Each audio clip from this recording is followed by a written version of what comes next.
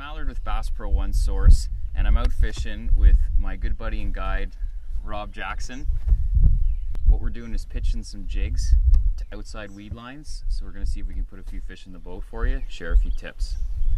So Rob, you're on the water 3 to 4 days a week, so you got everything dialed in. So we're exploring a bit together, but why don't you tell us a little bit about how this sets up from what you're seeing? All the fish tend to spawn up in the shallows, and what we've got here is a real distinct drop off that it goes from 5 to 9 feet, and those fish are right along that edge. There we go. Not a bad fish. Right on the edge. Right on the edge, absolutely. So not a big fish, but kind of what we're seeing. What we're doing is we're fishing jigs, and we started with 1/16.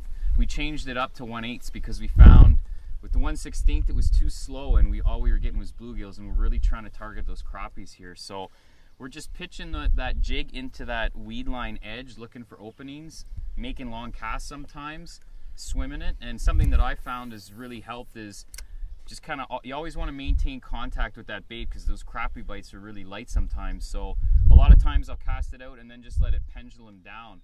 And I'm using a really, it's got a lot of silver flake in this minnow bait, and that flash is doing a lot of the attraction for me, and then I'm able to maintain contact with that jig and feel that hit and catch those fish. So it's working well. Not any stick is going to do for you when it comes to chasing crappies. No, and this is actually a trout series rod from G Loomis. It's a 6/7 rod, and what that allows me to do is, even on the days where I do go down to a lighter jig, I can really bomb this sucker out there. So it gives me the distance that I want. Traditional panfish rods, you know, ultralight 5.5 feet.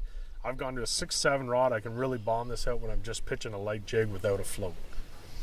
Absolutely. So if you're looking to add a little bit of an extra weapon to your arsenal in terms of panfish, look at some trout series rods, because they're going to be ultra lightweight, ultra sensitive, and they're really going to help you get those long casts.